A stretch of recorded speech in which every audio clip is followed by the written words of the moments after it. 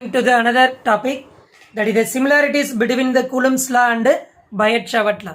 Coulomb's law பொறுத்த வரையில் நமக்கு எதை யூஸ் பண்ணி கண்டுபிடிக்கிறோம்னா Coulomb force யூஸ் பண்ணிட்டு எலக்ட்ரிக் ஃபீல்டு கண்டுபிடிப்போம். மேக்னெட்டிக் ஃபீல்டை எதை யூஸ் பண்ணுறோம்னா biot law. இதில் இருக்கக்கூடிய சிமிலாரிட்டிஸ் பார்த்தீங்கன்னா ரெண்டு லாவும் it is obey the inverse square law. அப்போ they are using the long range of the field. அப்போ எலக்ட்ரிக் அண்டு மேக்னெட்டிக் ஃபீல்டை பொறுத்த வரையிலும் it is obey the inverse square law. அடுத்தது it is obey the principle of the superposition. இந்த linear with respect the sourcesக்கு லீனியராக நம்ம என்ன எடுத்துக்கலாம்னா இந்த electric and magnetic ஃபீல்டை எடுக்க முடியும். அப்போ எலக்ட்ரிக் ஃபீல்டை பொறுத்த வரையிலும் is directly proportional to Q, that means it is the charges. Magnetic ஃபீல்டை பொறுத்த வரையிலும் IDL, that is the current எலமெண்ட்னு சொல்லுவோம். அப்போ இதுக்கு வந்து டைரக்ட்லி ப்ரொபோர்ஷனல், இது வந்து சார்ஜஸுக்கு டைரக்ட்லி ப்ரொபோர்ஷனல். அப்போ it is obey the inverse square law. இதை பொறுத்த வரையில் அடுத்தது obey the principle of the superposition. இது ரெண்டும் என்னன்னு சொல்லிடுறோம்னா சிமிலாரிட்டிஸ்ன்னு சொல்லுவோம். அடுத்தது நான் மூவிங் டு த டிஃப்ரென்ஸ். அப்போ டிஃப்ரென்ஸை பொறுத்த வரையில் நம்ம என்னென்னு எடுத்துக்கிறோம்னா ஒவ்வொரு இதாக எடுப்போம். ஃபஸ்ட்டு எதுலேருந்து எடுக்கிறோம்னா ப்ரொடியூஸ், அடுத்தது டைரக்ஷன், அடுத்தது எதை டிபெண்ட் பண்ணி இருக்குன்னு பார்ப்போம். இப்போ எலக்ட்ரிக் அண்ட் மேக்னெட்டிக் ஃபீல்டை பொறுத்த வரையிலும் கூலம்ஸ் லா அண்டு பயோட் லா அதை டிபெண்ட் பண்ணி தான் சொல்கிறோம். இப்போ எலக்ட்ரிக் ஃபீல்டு வந்து எதை வச்சு டிபெண்ட் பண்ணி பார்க்குறோம்னா it is produce the scalar sources.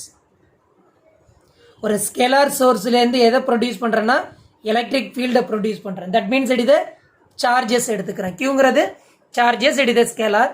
So it இது ஸ்கேலார் சோர்சஸ்ன்னு சொல்லுவோம். அதே இது மேக்னெட்டிக் ஃபீல்டை பொறுத்த வரையிலும் it is produce the vector sources. எதை டிபெண்ட் பண்ணி சொல்கிறேன்னா ஐடியலை டிபெண்ட் பண்ணி சொல்கிறேன். It is the vector sources, that is the scalar சோர்சஸை வச்சு நம்ம ப்ரொடியூஸ் பண்ணுறோம் electric and magnetic field. Now moving to the direction. இப்போ எலக்ட்ரிக் ஃபீல்டோட டைரக்ஷன் எப்படி இருக்குன்னா along the position vector, along the position வெக்டரோட டைரக்ஷனில் இருக்கும். அந்த joining source and the point, எந்த பாயிண்ட் என்ன நம்ம எந்த பாயிண்டில் நம்ம எலக்ட்ரிக் ஃபீல்டு கால்குலேட் பண்ணுறோமோ அந்த பாயிண்டில் டைரக்ஷன் வந்து எலாங் த டைரக்ஷன். அப்போ அந்த டைரக்ஷன்லேயே சோர்ஸோட டைரக்ஷன்லேயே நமக்கு எலக்ட்ரிக் ஃபீல்டு இருக்கும். பட் மேக்னெட்டிக் ஃபீல்டை பொறுத்த வரையில் நம்ம எப்படி கன்சிடர் பண்ணுவோம்னா it is perpendicular to the position vector and I D L. Current எலமெண்ட்டுக்கும் பொசிஷன் வெக்டருக்கு எப்பயுமே எப்படி இருக்குன்னா மேக்னெட்டிக் ஃபீல்டை பொறுத்த வரையிலும் பர்பண்டிகுலர். ஏன்னா இப்போ இந்த இடத்துல நம்ம perpendicular, that means direction of the magnetic field சொன்னீங்கன்னா it is perpendicular to the ideal and B vector. எந்த டைரக்ஷனில் எடுத்துக்கலாம்னா இந்த மாதிரி எடுத்துக்கலாம். இப்போ இதை பொறுத்த வரையில் நம்ம என்னென்னு சொல்லுவோம்னா டைரக்ஷன் ஆஃப் த கரண்ட். அடுத்தது இதை பொறுத்த வரையிலும் மேக்னெட்டிக் ஃபீல்டு இந்த டைரக்ஷன் எடுத்துக்கிறோம். அப்போ தம் ஃபிங்கரில் நமக்கு எப்படி இருக்குன்னா இந்த மாதிரி வந்துடும். அப்போ நேராக நமக்கு பர்பண்டிகுலராக தான் என்ன இருக்குன்னா மேக்னெட்டிக் ஃபீல்டு இருக்குன்னு சொல்லுவோம். அப்போ it is the perpendicular direction. அடுத்தது does not depend on the angle.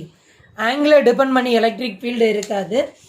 But magnetic ஃபீல்டுங்கிறது depend on the angle between the position vector and current element. இந்த ஆர் வெக்டருக்கும் ஐடியல் கரண்ட் எலமெண்ட்டுக்கும் இருக்கக்கூடிய ஆங்கிளை டிபெண்ட் பண்ணி இருக்கிறது தான் என்னென்னா magnetic field. So that is the difference between the electric and magnetic field. Similarities between the Coulomb's and biot law.